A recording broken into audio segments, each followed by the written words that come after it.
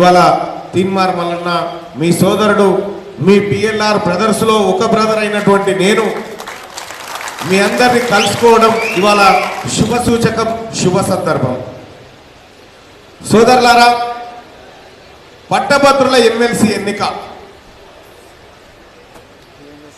రేపొద్దుగాల ఇక్కడ ఉన్నటువంటి భాస్కర్ రావు గారు కూడా లేకపోతే ఇంకెవరైనా ఉంటే మళ్ళా బీఆర్ఎస్ పార్టీని గెలిపించండి, ఈ పట్టభద్రుల ఎమ్మెల్సీ ఎన్నికల్లో ప్రశ్నించి నరికి పోగులు పెట్టే గొంతుక మా తానుందని చెప్తాను.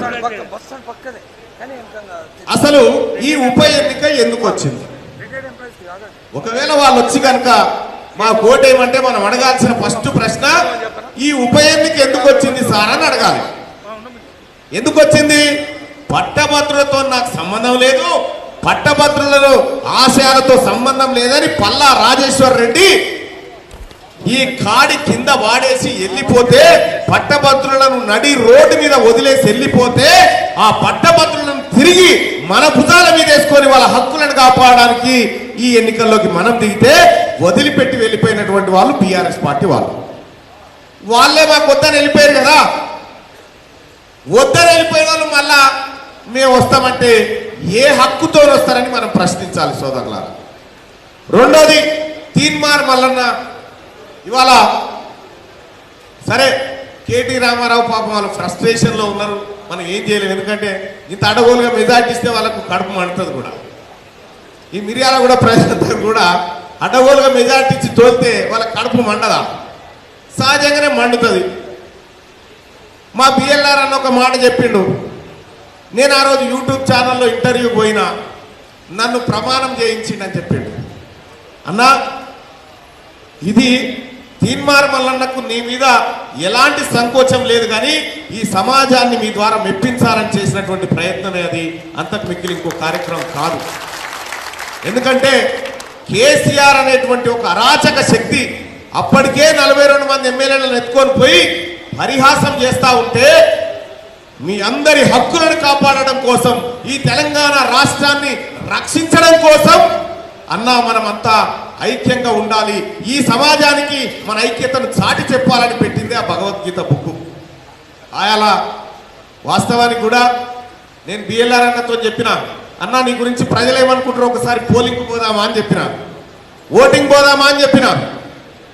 బ్రహ్మాండంగా ప్రజలు, ఒక్క మిర్యాల కూడా ప్రజలే కాదు, ఈ చుట్టుముట్టున్నటువంటి ప్రజలందరూ కూడా బిఎల్ఆర్ గెలవాలని కోరుకున్నారు మొత్తం తెలంగాణ రాష్ట్రంలో. సోదరులారా, ఇది బిఎల్ఆర్ అన్న ఘనత, అది బిఎల్ఆర్ అన్న తమ్ముళ్ళుగా అన్నలుగా మీ ఘనత.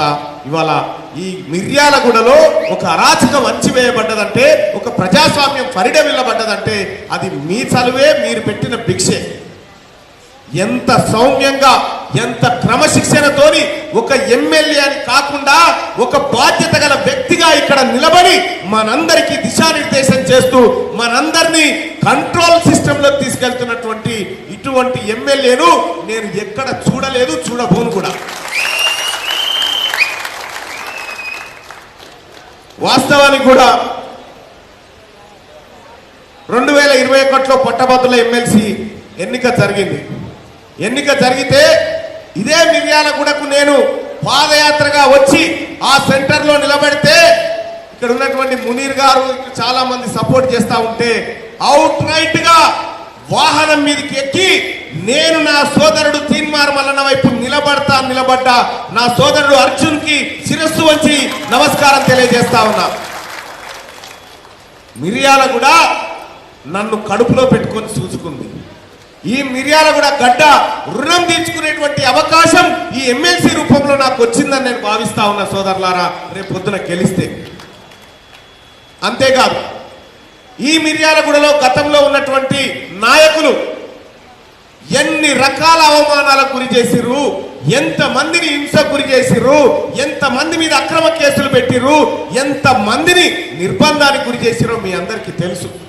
మిర్యాలగూడలో ఏ ఒక్క చిన్న ఇన్సిడెంట్ జరిగి ప్రజలకు ఇబ్బంది జరిగితే వెంటనే స్పందించిన వాడు తీన్మార్ మల్లన్న, దాన్ని తులనాడిన వాడు తీన్మార్ మల్లన్న. ఈ ప్రజలను ఇటువంటి మాటలన్న తప్పు అని ఖండించింది తీన్మార్ మల్లన్న. నాకు తెలియకుండానే మిర్యాలగూడకు ఒక బంధం ఏర్పడ్డది. సోదరులారా, ఇది మిర్యాలగూడకు నాకున్న బంధం అయితే ఈ మిర్యాలగూడకు బిఎల్ఆర్ అన్నకున్నటువంటి బంధం అది. ఇక పట్టభద్రుల ఎమ్మెల్సీ ఎన్నిక గురించి 2 విషయాలు చెప్పాలి. కేటీ రామారావు ఫ్రస్ట్రేషన్లో ముఖ్యమంత్రి గారిని పట్టుకొని, గౌరవ రేవంత్ రెడ్డి గారిని పట్టుకొని బ్లాక్ మెయిలర్ని ముఖ్యమంత్రిని చేసిరని మాట్లాడుతూ ఉన్నారు. ఇవాళ తీన్మార్ మల్లన్న పట్టభద్రుల ఎమ్మెల్సీ ఎన్నికల్లో నిలబడి ఈ ప్రజల కోసం జీవితాన్ని పనకబెట్టి కొట్లాడిన తీన్మార్ మల్లన్న నిలబడితే తీన్మార్ మల్లన్న బ్లాక్ మెయిలర్ అని మాట్లాడుతూ ఉంటాడు. 10 ఏళ్ళు నువ్వే కదా పరిపాలన చేసింది, 10 ఏళ్ల కాలం పాటు నువ్వే ఉన్నావు కదా, 10 ఏళ్ల కాలం పాటు ఉంటే అటు రేవంత్ రెడ్డి గారు బ్లాక్ మెయిల్ని ఎందుకు బయట పెట్టలేదు, తీన్మార్ మల్లన్న బ్లాక్ మెయిల్ని ఎందుకు బయట పెట్టలేదు అని నేను అడుగుతా ఉన్నా. మేము సంపాదించినటువంటి ఆస్తులను ప్రభుత్వానికి రాసిచ్చి రాజకీయాల్లోకి వస్తున్న తీన్మార్ మల్లన్న నువ్వు మాట్లాడేది. ఇలా ఈ ప్రజల కోసం గొంతెత్తి ఈ ప్రజల విముక్తి కోసం పోరాడినటువంటి గౌరవ ముఖ్యమంత్రి రేవంత్ రెడ్డి గారి గురించి నువ్వు మాట్లాడేది కేటీఆర్, నేను అడుగుతా ఉన్నా. ఇవాళ నీ కుటుంబం తీన్మార్ మల్లన్న జైలు పోయి, తీన్మార్ మల్లన్న ఎందుకు జైలు పోయిందన్నా? ఈ ప్రజల హక్కుల కోసం, నిరుద్యోగుల పోరాటం కోసం, నిరుద్యోగుల ఉద్యోగాల కోసం, పెన్షనర్ల జీతాల కోసం, ఉద్యోగస్తులకు సరైన సకాలంలో జీతాలు రావాలని కొట్లాడితే జైలు పోయాడు. నువ్వెందుకు పోయినావు కవితమ్మ జైలుకి? నువ్వు ఏ కారణం చేత పోయినావు తల్లి? ఏ కారణం? సారదందర పోయినావు తల్లి. ఏమన్నా తెలంగాణ కానీ ఈ తెలంగాణలో ఉన్నటువంటి ఆడపడుచుల కానీ తల ఎత్తుకునే కార్యక్రమమేనా నువ్వు చేసింది? సోదరులారా, ఇంకా ఇదే కాదు, నిన్న మొన్న కేటీ రామారావు ఓ 20 యూట్యూబ్ ఛానల్ పెట్టించుడు. అప్పుడు అప్పట్లో అనగా 32 దవాఖానలు కట్టడు కంటే 32 యూట్యూబ్ ఛానల్ పెడితే బాగుండేదని అన్నాడుగా, అన్నట్టే పెట్టాడు. మొన్న పెట్టి ఏం చేసిండు? పెట్టి వాళ్ళతో పని చేపిస్తాడు. పని చేపిస్తుంటే నిన్న తెచ్చిండట. ఏమని? సిగ్గు లేదురా ఈడియట్స్ గాడిది, నేనేం చెప్పినా మీరేం చేస్తున్నారు అని చెప్పిన. ఏందన్న అంటే తీన్మార్ మల్లన్న మంచోడు కాదు అని రోజుకో 2 వీడియోలు తయారు చేయమని చెప్పిన కదా. అంటే చేసినామన్నా అంటే మరి ఏమైందిరా అంటే మనం చేసినా కానీ జనం నమ్ముతలేరన్నా అని చెప్పిన. బర్రెకు సున్నమేస్తే ఆవైతాది. తీన్మార్ మల్లన్న ఎక్కడా? క్యూ న్యూస్ ఎక్కడా? నువ్వెక్కడా?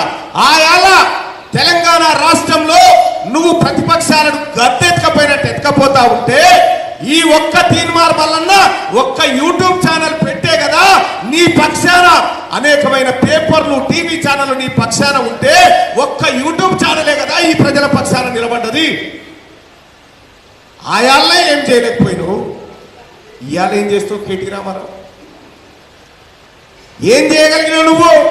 ఫోన్ ట్యాపింగ్లు, పేపర్ లీకేజీలు, భూ కబ్జాలు, అక్రమాలు, కుంభకోణాలు, ఇది నీ కుటుంబం చరిత్ర. కాంగ్రెస్ పార్టీ చరిత్ర, కాంగ్రెస్ పార్టీలో ఉన్న వారి చరిత్ర తీసుకుంటే ఆ తల్లి సోనియా గాంధీ అత్తగారైనటువంటి ఇందిరాగాంధీ, రాజీవ్ గాంధీ, రాహుల్ గాంధీ, సోనియా గాంధీ, రేవంత్ రెడ్డి గారు, ఇక్కడ ఉన్నటువంటి బిఎల్ఆర్ గారు, వీళ్ళ చరిత్ర తీసుడు ఎక్కడన్నా మీకు మ్యాచ్ అవుతుందేమో?